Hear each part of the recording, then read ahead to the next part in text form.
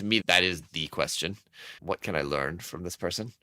I was recently given a poem by Rishi Jaitley, and he wrote this poem. It has 6 words, and to me, it sums it all up. I'll share it with you. Awe and wonder in the other. I'll just repeat it again. Awe and wonder in the other. And to me, that takes this notion of what can I learn from this person, even to a higher plane. It's to say there is something awesome. There is something wonderful in every single person. And can I get myself to a place and to a posture where my basic orientation is to look for the awe and to allow myself to experience wonder in every single person? If we can get to that, I think we will be in a far better place in our communities and in society.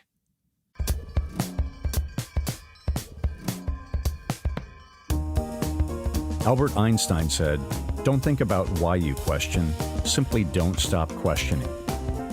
Welcome to Curated Questions. I am your host, Ken Woodward.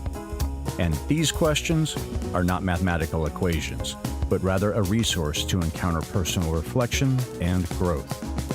As Tupac Shakur stated, even the genius asks questions. Now, let's engage the questioning community. Today's conversation is with Jeff Wetzler.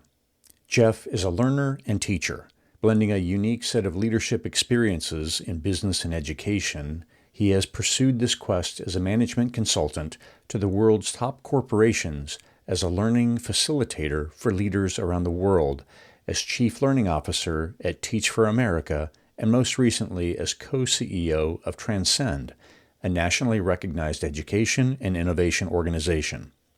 Jeff earned a doctorate in adult learning and leadership from Columbia University and a bachelor's in psychology from Brown University. He is a member of the Aspen Global Leadership Network and is an Edmund Hillary Fellow. In May of 2024, Jeff published his first book, Ask, Tap into the Hidden Wisdom of People Around You for Unexpected Breakthroughs in Leadership and Life.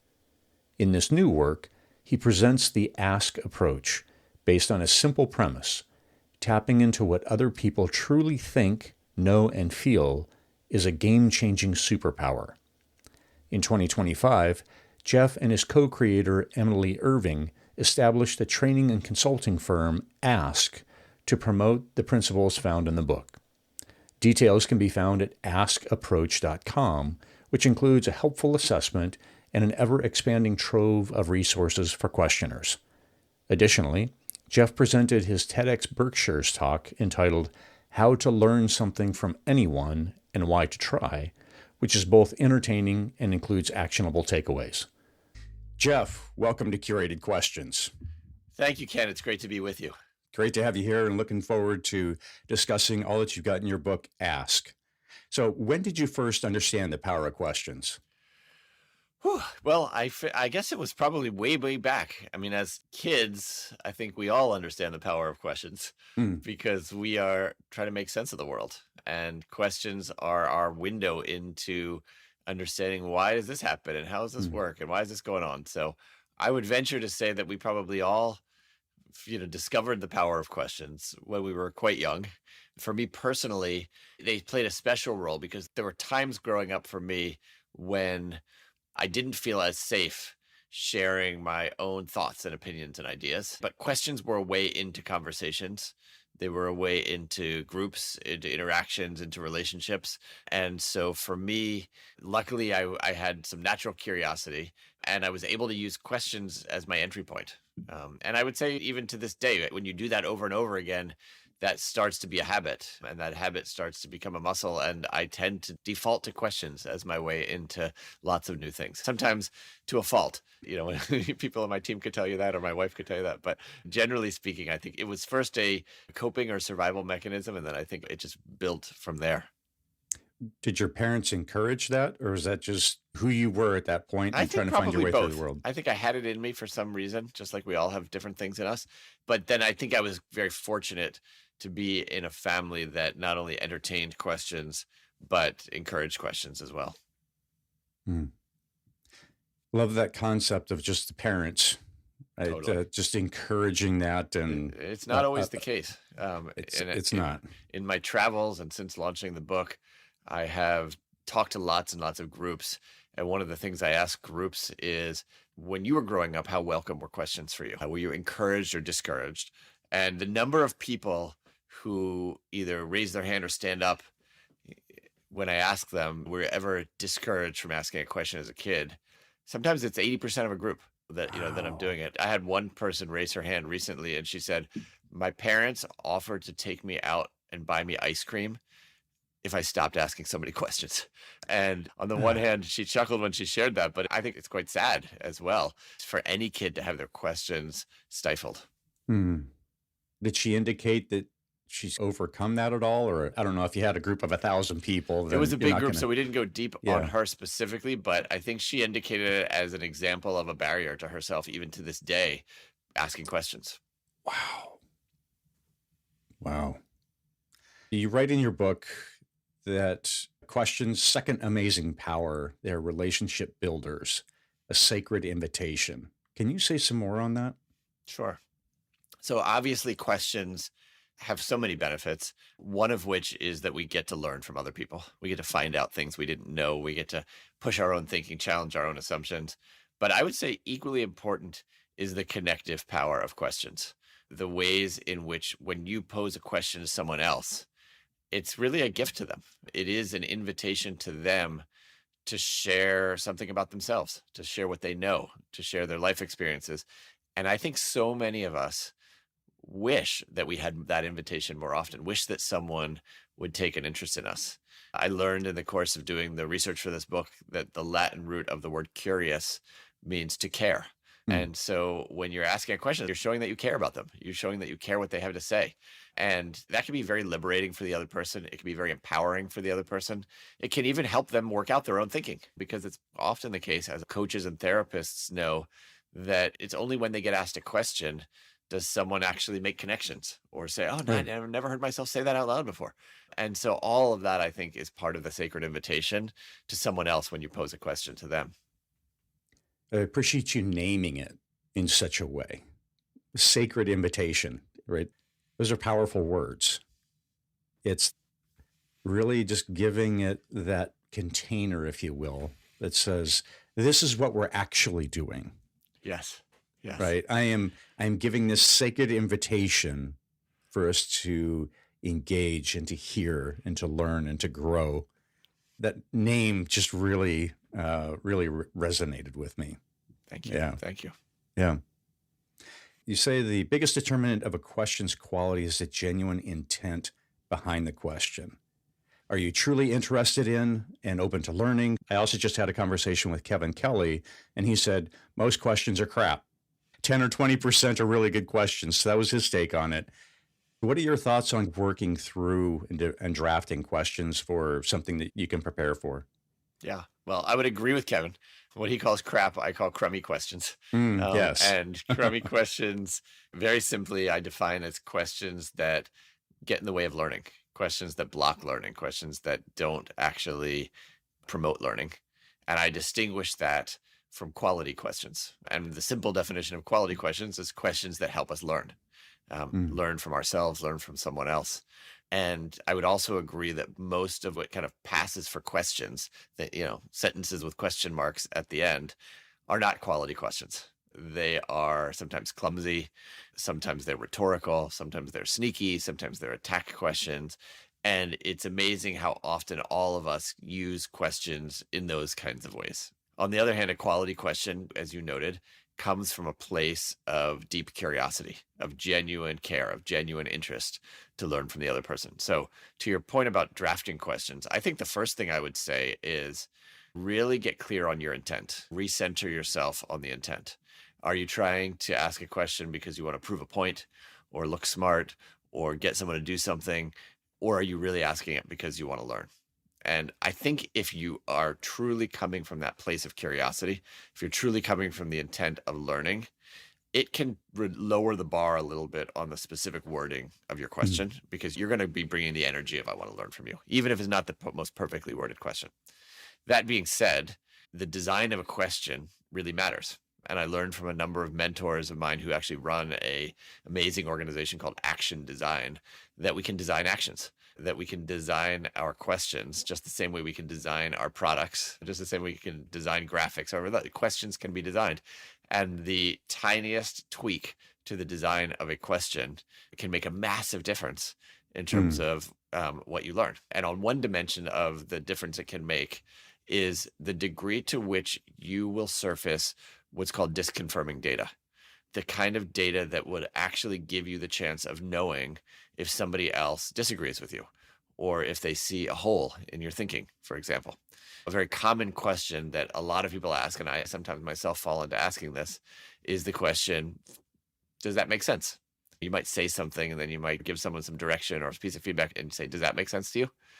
And I think a lot of us ask that question with good intention because we want to know, does the other person agree? Is it clear to them? Yep.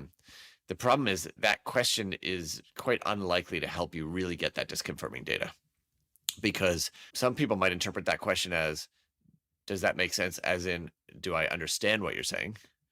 And other people might interpret it, does that make sense? As in, do I agree with what you're saying? So you don't know what you're getting when you get an answer to that question. Right. It's also a yes/no question. So there's not a lot of room for them to tell you much more than that. But if you were to redesign that question from, does that make sense? Simply to something like, what's your reaction to that? Or how does that land with you? How does that sit with you?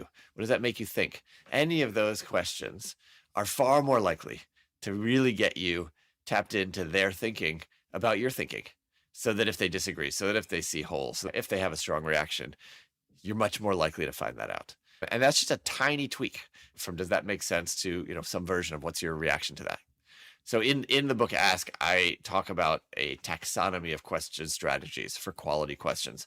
And there's not dozens, there's not even 20 of them. There's about 10 to 12 question strategies that I believe are very learnable. And if we can learn those question strategies, we will significantly increase our chances of getting that kind of quality information and having better conversations with other people. It's super helpful. And I've experienced that different question here recently in working with a guy named Brian Morgan. And as we're going through, and he's working as a coach for me, and as we're going through and he's explaining these concepts, he will often ask some variation. He's like, how does that hit you? Or how does that resonate with you? And being on the receiving end of that, that really is expansive. And it really does allow for me to clarify, yes, that does make sense to me, but it also gives that space to go, no, I disagree with you. Yes. It's expansive, and it gives that space to really give what we're both trying to go after is clarity, understanding, agreement, disagreement, but it at least gives that space for it. Yeah. And I gather, even from the way that you say that, he's not trying to just get you to kind of agree and move on. He actually really wants to know how you're processing it. Yes. Because he's curious and he's interested, and the way that you're processing it matters to him and matters to what you're trying to do together. So he's got to really understand all of what's going on for you. Yes. And to bring this forward and say, if we, in our day-to-day interactions, we're having conversations with questions like that, how much richer would life be? Because we think that we're having connection with folks because we're passing them in the halls or having, 30-second interactions. But as you say, if we just tweak, if we learn these lessons that you've got, tweak them, how much richer these conversations would really be. And understanding how are you becomes truly, how are you? Yes. Yes. Totally. And I would say that if we just did that, if we could just have them come from more curiosity, better designed questions, that would be half the equation of better interactions. The other half would be, how do we listen to the answers as well? Because the way that we take in and listen to the answers is as important as the questions that we ask.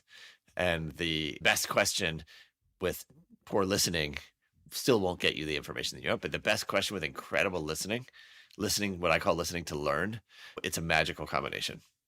So what are some elements of listening to learn? Yes. What are you listening for? And so I learned from one of my mentors, David Cantor, who was a pioneer in the field of family systems therapy, that people speak in different languages and can listen in different languages. There's the language of content, what's the person saying, the information, the assumptions, the logic, the arguments, all of that. There's also the language of emotion. So what are the feelings that they are displaying? What are the feelings that they're expressing? And there's also the language of action. What behaviors are they taking in the conversation? Maybe Gotcha. they're pausing. Maybe they're pushing back. Maybe they are expressing support. Maybe they're requesting things. So if we can train ourselves to listen for content and emotion and action when people answer our questions, it literally triples the amount of information that we can take in. Just the same way that I think a music aficionado can hear a piece of music and they can hear the percussion and they can hear the violin and they can hear the melody and they can hear so many different things and they could pick it apart, but they could also put it back together and have so much richer of a sense of that piece.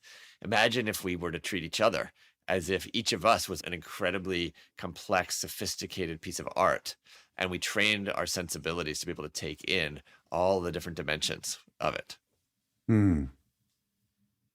What's coming to mind would be an interesting experiment is to do a video call with a friend. Yeah. Do a 10-minute conversation, record it, take notes.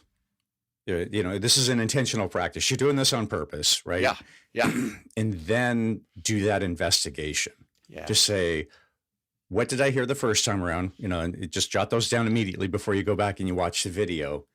And then go back and, as you say, just like a music aficionado, now go back and listen to it. Don't watch the video, just listen to it. Yeah.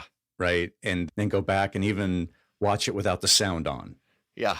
And do these variations and just play with it. And then think on, what are these other factors that I could be bringing to bear and really understanding and really hearing? Exactly. Wow. Exactly. When I researched the book, I interviewed professional listeners, including journalists and including psychotherapists. And there was this one journalist named Jenny Anderson. She actually just wrote an amazing book that came out. And she would tell me that when she would interview people, that in her reporting, she would do something very similar to what you said. She would record the interview with their permission, and then she would go back and she would listen to it sometimes 3 or 4 times. And she said every time she would listen to it, something new and different would hit her that she literally hadn't heard in the previous times. And I think to myself, she's a professional listener. And imagine, and look how much she's missing every single time. Right. The rest of us are mere mortals, and we barely ever listen to something twice. It's just the first time when we move on. So there's so much to be taken from that. I think the lesson is a professional listener knows how much we can't hear each time, and she goes back and listens to it. But sometimes when I work with groups, we'll play them a clip from a TV show, and I'll say to them, I want you to just listen to it through content. Now I just want you to listen for emotion. Now I just want you to listen for action, and compare how different what you take away is. And notice which of the channels you tend to gravitate towards naturally. For me, it's content. And what might you be missing? And how can you start to train yourself to listen for the others? And one of the fun ways I have found to train ourselves is AI. You could take that same video or a transcript of that video, put it into your favorite chatbot, and ask it to listen through the 3 channels. Just say, what did the person say? What was the information? What was the content? What were the emotions that were being expressed or displayed? And what were the behaviors or actions that they were taking? And literally, it will tell you different things. And you can use that as a way to calibrate your own listening too. That's a very intriguing idea. Modern technology gives us this capability now. So yes, might as well play with it. It's not about replacing us, but it can make us better. Right. Using it. Yeah. I want to go back regarding developing questions. I appreciate the fact that there's 12 and not 200. So this is manageable. My thought is that this can sound super daunting. Let me make sure that this is correct. If I expended some effort in this, yes, I'm assuming that there could be leaps and bounds, the 80-20 principle. If I invested some effort in this, I'm assuming that I would see almost guaranteed great improvement in my understanding and interactions with people. And whether I choose to go for that last 10%, okay, if you're going to be a journalist, go at it. But the promise to me holds out that there is great opportunity with, quote, minimal effort just in doing some studying on this. Totally. Is that fair? I do agree. I mean, I think every question strategy that you take on will help you immediately. So even just the one that we talked about earlier, request reactions. I remember the first time I learned that, I was a new manager and I had just gone through training and someone had taught me the strategy. And I was just finishing a meeting with someone who I was giving some direction to and asking him to take on a certain set of tasks. And I remembered to myself, let me just ask him, what's his reaction to this? So I just said, hey, what's your reaction to what I just asked you to do? And he paused for a second and he looked at me and he said, if you really want to know my reaction, it's totally demoralizing what you just asked me to do. And I was shocked. And I thought to myself, I'm just asking him to do something that makes total sense. How could that possibly be demoralizing to him or anybody? But we then unpacked it and discovered that we were operating off different information about what our client wanted and needed. Wow. And so from the information that he had, my request to him made no sense. And so the fact that I was asking him to do something that made no sense was demoralizing. I get it. And so in the space of 10, 15 minutes, we're able to exchange what we were each seeing, get to a better direction, and off he went. Had I not taken those 3 seconds to ask that question, he would have wasted a ton of time. We would not have had nearly as good a product for our client, and our relationship definitely would have suffered. And all of that was just because I learned in the training just to ask the question, what's your reaction to that? And think about the number of times in any day when we tell something to someone, when we could insert that and find out their reactions. I don't think it takes a tremendous amount of deep training to insert a question like that into our repertoire. Do that for a week or two and then go on to the next one. Do that for a week or two. Each one you do, you'll get the payoff from it and it will get easier and easier. My original mentor in this was someone named Chris Argyris, who invented the field of organizational learning, or was one of the pioneers. Wow. And I asked him at one point, I said, how long does it take to get good at this? And he said, about as long as it takes to play a halfway decent game of tennis. What he meant by that was to say, okay, you're not going to master everything overnight, even though I do believe certain strategies you can take right on and get immediate payoff from it. But it also doesn't take a lifetime. You can take some lessons and get out there and have some fun. And that's kind of, I think, been true in my own experience. And I'm also a pretty mediocre tennis player myself. So it resonates on many levels. I guess it comes back to intentionality of, okay, let me do this on purpose. Because just as you were talking about when you were growing up, that's when you first developed your questioning technique as a kid. Okay, because you're following curiosity. But then here we are all grown up now. And unless there was a particular lesson that was learned or someone taught us, then we probably have followed those same mechanisms that we had as a child, which were fantastic. But now we're grown up. Now let us put on those capabilities that we have as an adult, put some of that effort into this particular area that could have such a seismic shift in our relationships, in our understanding of work processes. Let's go ahead and dedicate some time over here and invest that. So, yes. Yeah, exactly. And I think the good news is that we all have it in us because we all started out curious. We've got that reservoir of natural curiosity. And for some of us, it's been suppressed or maybe, beaten down or whatever, but it's in there. We can get back in touch with it. And it's not some foreign thing that we need to take on that we've never had practice doing. We've all been curious. We've all asked good questions. So let's get back to it. What are recommendations or ideas for cracking that hard shell that may have grown over our curiosity and that life has taught us to, I'll buy you ice cream if you stop asking questions kind of thing? Yeah, this is something that I am spending a lot of time thinking about even since the book came out, because the book provided a couple of what I would call gateways into curiosity. The most significant one that I spend the most time on the book talking about is getting curious by teaching ourselves to become aware of the assumptions we're making, the stories we're telling ourselves about any issue or any situation, and then strategically injecting little what I call curiosity sparks into those stories. So it's a recognition that our story was probably based on a very tiny amount of information when there's so much more out there. And so there's a spark that we can ask ourselves of what might I be missing? What else could be going on in the situation? It's a recognition that our story was constructed through one lens, but there's really many, many different ways of looking at something. And so it's a question of a spark of how else might someone look at the situation. One way to crack it open is to inject these little question marks into our stories, not to tell ourselves that our story is wrong, but to make room for learning something else that might also be true, or that might be a different way of looking at the situation. That's one entry point. Another entry point that my collaborator, Emily, and I have been playing with recently is a more heart-centered or emotion-based entry point to curiosity. We've been playing with even kind of like visualizations or guided meditations or things that can bring us back to that Latin root of curiosity, a care or a connection to other people. And that when we're feeling that someone is just totally the worst or wrong or misguided or whatever else, can we actually use empathy as a gateway in? Can we say, well, just like me, they probably have some struggles that they don't tell other people.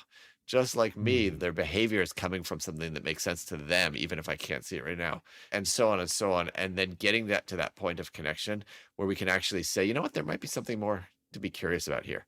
That's a different avenue, I think, into cracking that may be helpful for some people as well. I think the deepest way of cracking open the hard shell of certainty is what I'm starting to call living a life of curiosity, where the natural questions will just start to come to us. And some of that has to do with who we surround ourselves with. Do we surround ourselves with people who think just like us? Or do we surround ourselves with people who think differently? Do we surround ourselves with people who have the same general patterns of life experiences? Or can we surround ourselves with people who have different life experiences? But also, how do we use our time? What do we read? What do we look at on social media? What movies and TV shows do we watch? Can we use all of that to kind of stretch our imagination of what's true in the world, what's out there in the world, what's possible in the world? And also, how do we use our time in the sense of, are we packing our schedule so tightly that we're just doing, moving on from one thing to the next, which used to be my life, sometimes still is my life? Or are we making space to just get bored, just to wander, to let our mind make connections? And I think all of that goes into a life of curiosity. And a lot of that, I think, runs counter to some of the trends and patterns in society and in organizations. It runs counter to some of the messages that we get. But I think that's some of the most important work for us all to do if we want the questions to just kind of spring forth more organically. Wow.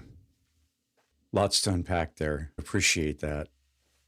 Touching on one of the last points regarding our schedules being so full, and I completely understand that just chock-a-block, no white space on the schedule between events throughout the day.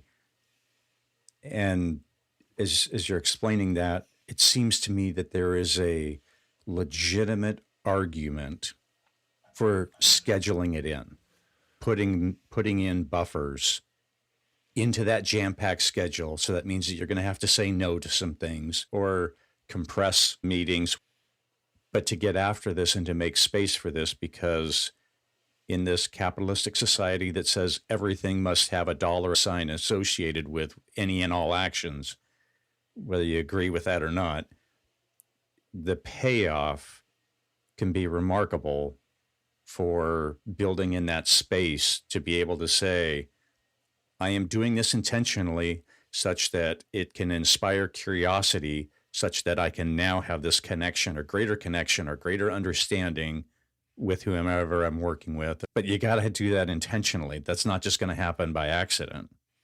Totally. And ironically, even if you're looking at it through a capitalistic frame, you may be better off, even business-wise, if you can make that time and space to get curious and to connect with other people. But of course, there's so many more reasons in terms of the richness of life to do it inherently for its own value as well. A few years ago, my schedule was one of those 7 a.m. to, however late in the evening, just completely back to back, no white space. And my assistant at the time looked at me and said, I've been an executive assistant for 25 years and I've never seen a schedule as bad as yours. And she said, I've worked for CEOs of major organizations and yours is the worst. What's going on? She took me through a whole process to the point where I got to a place where much of my morning was unscheduled by the time she was done with me every single morning. so that I could read something, so that I could spontaneously pick up the phone and call someone, so that I have a moment to actually think or strategize or plan. And it was one of the biggest gifts anyone's ever given to me. Oh, beautiful. Certainly, busyness can often overlap with legitimate productivity. And just because movement is happening doesn't mean that real production or real learning is happening. I've gotten better about, yes, setting aside some time or carving out some time specifically to do something like reading or learning. It's been hard to push back on that learning of, oh no, I must be in movement, because then that's how I'm grading my productivity, and I'm assuming that management will think that I'm doing good because I'm moving. And that's not always the case. 100%. 100%. Yeah. The difference between motion and movement, I've learned, is very big. You can have a lot of motion, but that doesn't necessarily guarantee forward movement. Yes. Yes. So you had mentioned broadening the scope of interaction or things that you're watching, listening to, social media. How does one muster the courage to be curious about others? Because I may learn to hate them less.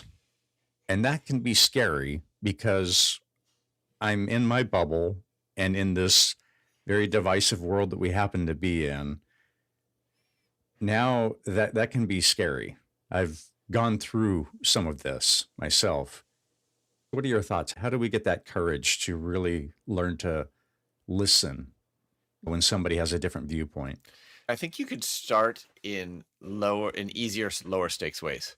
If perhaps the most scary thing is to actually have a conversation with someone who is on the other quote side of whatever issue or division, your political party or whatever you're on, that can feel scary. Yeah. You can lower the scariness of that by saying, maybe I'll just read a book by someone on that, or read an interview in the paper of someone on that, or watch a different channel of TV than I would typically watch. And I think that through all of that, I'm going to bring the lens of, what can I learn here? What can I learn from this person? And that, to me, lowers the stakes, because I don't have to immediately respond. I can still decide what I think. And then you can start to work your way up a little bit more. And then you can say, all right, maybe I'll start by talking with someone who has a different view on an issue that maybe I don't feel that heated about, but we happen to disagree. And then you can go from ultimately to, maybe I'm going to have them over to my house and we're going to have a dinner and we're going to talk. But that may be something that you work your way up to, when right now you just start reading a different magazine than you've been reading before. Then the heart posture that says, okay, I'm going to pick up this other magazine. Okay, I don't want to do this, but I'm trying to learn, I'm trying to grow and expand.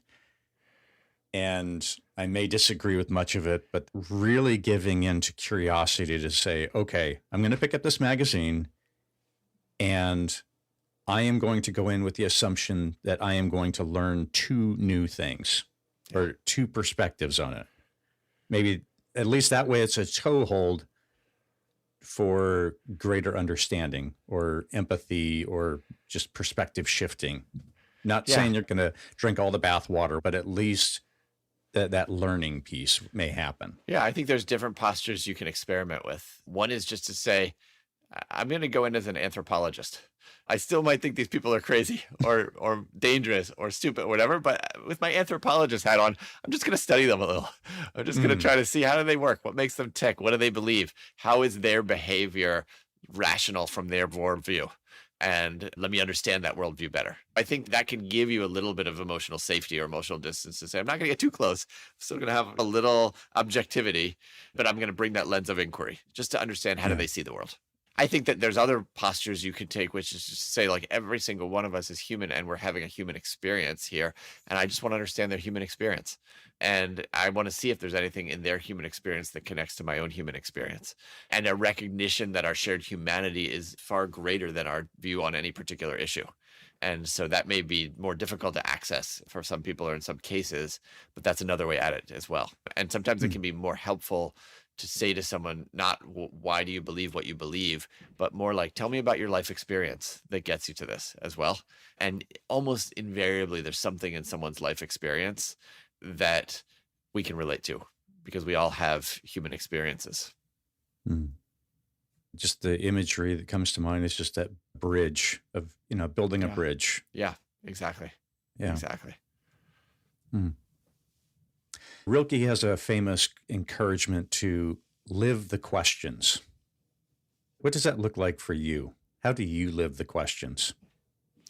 I mean, for me, I'm spending a lot of my time at a meta level, living questions about questions. Yeah, exactly. Living questions about curiosity. And for me, it's just about continuing to figure out what's a new way to look at it. How do I challenge my thinking? I look back on parts of the book and I say, wow, I wish I had said something different about that, or I wish I hadn't omitted this dimension. And so it's just it's a constant talking to people, reading things, reflecting. I referenced earlier my collaborator, Emily, who's now leading this organization called Ask. We spend a lot of time pushing each other's thinking and asking each other questions. And so for me, curiosity is also a team sport. So I like to be in dialogue with people who are also curious, who are pushing me. It's all of it. Now that the book has been out for the year mark, has there been a section of the book that maybe you think doesn't get as much attention as you thought that it might? I think the part that probably gets the least attention is the fifth and final part of the Ask approach. As you know, there are 5 steps or 5 practices in the Ask approach. Choose curiosity, make it safe, pose quality questions, listen to learn. And the 5th one is called reflect and reconnect. And I find that it gets the least attention, maybe because it's the 5th. And so people are tired by the time they get to number 5. But also I think that people sometimes think that reflection is not easy to do. It's like, maybe I have to go on some Zen meditation retreat to really reflect. But what I'm trying to offer in that part of the book is to say reflection can be practical and structured and simple, just the same way that other steps can be as well. It's a matter of sifting through what we hear and then turning it over in our minds and asking ourselves some intentional questions. And I spend less time on that with people than on the other steps. But in some ways, it's the most important step, because even once you pose the question, as I said earlier, it all comes down to how well you listened. But really, it all comes down to how you process what you heard. And so reflection is the difference, I think, between having an experience and getting the meaning out of that experience. It's the difference between having 20 years of experience in a job versus having 1 year of experience 20 times over in a job. It's how we actually process it, how we make meaning of it. And so that's an area that I'd like to dwell more in and have more conversation about with people. I'd like to ask folks, what is their right now question? So this is somewhere between what's for lunch and who am I going to get married to, or if I'm going to get married, and really does bring it back to kind of the present moment. So for you, what is your right now question? So you first got me thinking, what's for lunch today? And so, yes, exactly. I got to figure out what I'm going to make for lunch. I think my right now question is right along the lines of what we've been talking about, which is how can I and all of us access curiosity more deeply, more often? I mentioned a few of the different gateways. I've been playing with 7 or 8 different gateways into curiosity that we can each choose at different moments in time, and trying to apply those to myself as well. But that's what I'm obsessing over at the moment. Nice.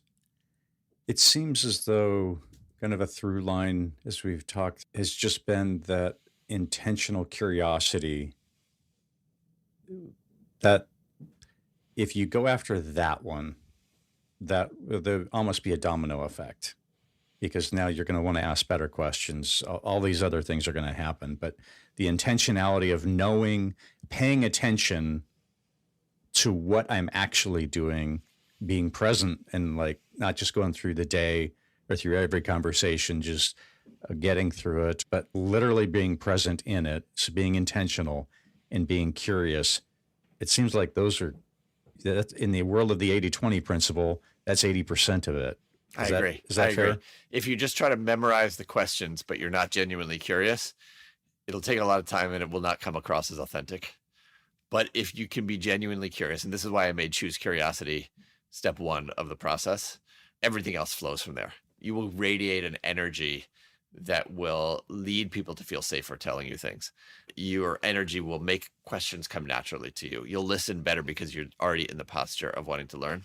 One of my mentors, Diana Smith, taught me an expression which is your desire to know, that's your intent, cultivates their willingness to tell. And so the more that you are really genuinely interested in the other person, the more they want to share with you as well. Can you say some more on the energy aspect of things? Because I've recently been experiencing that in remarkable ways. How would you define that without gonna, just go there to make it sound too woo-woo and that sort of thing? Yeah. Well, can you give an example of what you've been experiencing? Maybe we can just look at that together. Sure. So I was in Chicago after the conference. I was at this coffee shop. That's what I was doing at this coffee shop in Chicago. I live near DC. And there was a group of people at a table just across the room. And it was a very eclectic mix of people. It was roughly, I don't know, like 10 people. There was an elderly couple, looked like from India. There was an elderly Jewish couple. There was a couple other older white people. And then there was a young Persian guy. And I'm like, okay, is this what happens in Chicago? Just everybody, it's a melting pot and everybody gets together. And then they got up to leave and I got the Persian guy's attention. I was just like, what is going on here? And he explained that this was a group that was for the first time getting together. They're talking about government systems, but they were from all over the world. And so there was an energy associated with engaging this guy and just this vibe, if you will, for lack of a better term, of just, I was absolutely curious because this just I just don't normally see this kind of, interaction of just, like I say, an eclectic mix of people, which was beautiful. But and then that conversation led to meeting somebody else that sat down and she was like, I don't know what's going on here, but I'm loving this vibe right now.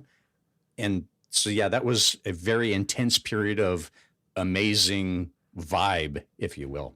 Yeah, totally. I love that story. I'm not an expert in energy by any way, by any means, but I do think that curiosity is infectious. And so when one person is curious, it leads the other person to want to also learn more, to want to share more, to want to exchange more. And there is some research that when people are in conflict and one person responds with more curiosity, it shifts the whole dynamic and makes the other person more curious as well. And vice versa, when someone digs in, it causes the other person to dig in more. And so I believe there's something going on at a level of vibration that probably exceeds what we can even put words to. But it's been my own experience that curiosity and that energy of curiosity does shift everything in interaction. So what I would offer to folks listening is do some experiments. Get really curious and see if perhaps you have amazing experiences like I had. Let's see if this is replicatable. Yeah, those conversations continue to resonate with me. It was absolutely remarkable. Well, let's see. As you were thinking about this conversation and knowing that we were going to have it, do you have any thoughts or encouragements about questions that we haven't explored yet? There's so many. I'm just trying to, we could talk for hours and hours and hours. Indeed. I would just go back to to me, the uber question of them all is this question: what can I learn from this person?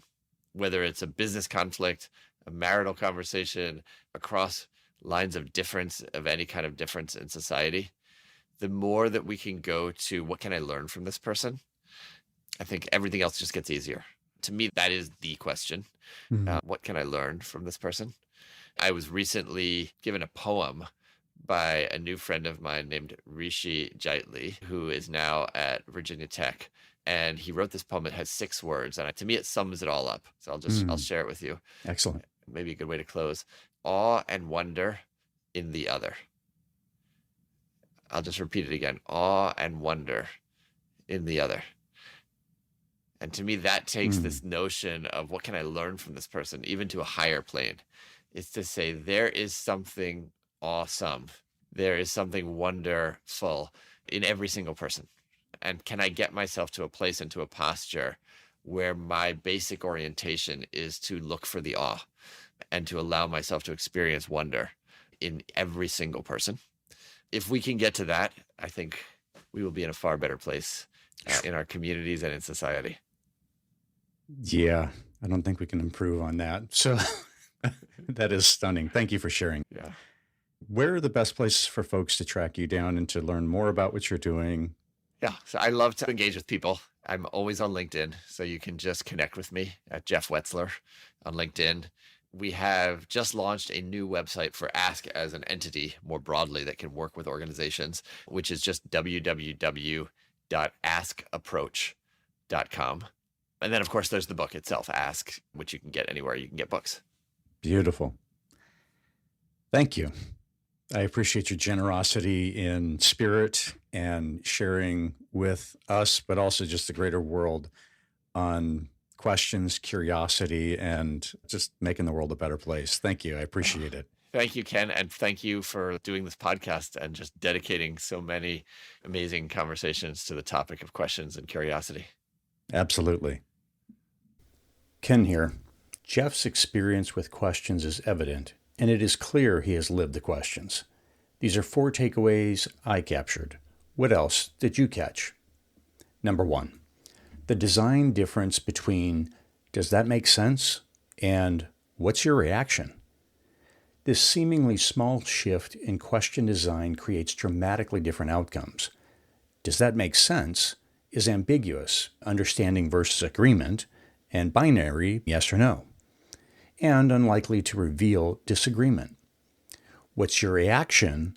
opens space for nuanced responses, emotional feedback, and disconfirming data. Jeff's own experience demonstrated the power when he asked an employee, "What's your reaction?" instead of his usual check-in, and he discovered that the task he had assigned was, quote, totally demoralizing, leading to a quick 15-minute conversation that prevented wasted work, improved their deliverable, and strengthened their relationship. Question: what routine questions in your work or relationships could you redesign to invite more honest and expansive responses? Number 2, busyness is the enemy of curiosity and connection. Jeff's executive assistant told him his schedule was, quote, the worst she had seen in 25 years of working with prominent CEOs. The transformation occurred when she helped him create unscheduled morning time for reading, making spontaneous calls, and engaging in strategic thinking. This challenges the cultural equation of constant motion with productivity, revealing that unscheduled space in our schedules isn't luxury. It's essential infrastructure for the curiosity and connection that drives real results. Without space to think and wander, even the best questioning techniques become, well, mechanical. Question: what would you need to eliminate or compress in your schedule to create regular availability for curiosity, reflection, and unexpected connections? Number 3, the anthropologist's strategy for navigating diverse conversations. Jeff offers a sophisticated psychological reframe for engaging with people whose views we find threatening. So, adopt an anthropologist's stance. This provides emotional safety while studying what makes them tick. How is their behavior rational from their worldview? Rather than entering conversations as battles to be won, this transforms polarizing interactions into puzzles to be understood. You maintain your values while gaining genuine insight, and as a bonus, the reduced defensiveness often makes the other person more curious also. Question: what person or viewpoint that you currently find frustrating could you approach with an anthropologist-level curiosity to understand their internal logic? Number 4, lifestyle architecture as the foundation of authentic curiosity. The most profound insight, perhaps, may be Jeff's recognition that genuine curiosity can't be scripted or performed. It emerges from how we structure our entire lives, who we surround ourselves with, what media we consume, and whether we create space for boredom and mental wandering all determine our capacity for wonder. This suggests that becoming genuinely curious requires fundamental lifestyle choices about information diet, social circles, and daily rhythms, not just communication techniques. Without this foundation, questioning feels forced and others sense the inauthenticity. Question: what aspects of your current lifestyle, your social circle, media consumption, or daily rhythm might be hindering your natural curiosity, and what small changes could you create to make more space for wonder? Dang! You made it to the end of another episode, and we are all smarter as a result of the time spent. To those on the other side of the speaker, thank you for being here. Gratitude shout out to Beauty Pill for the show's music and producer Ben Ford for the technical help. This episode was recorded on Piscataway land. Please engage with this episode in some manner. Download, follow, save, like, share, or comment about something that resonated. This action ensures we are engaging the questioning community. Until next time, keep questioning.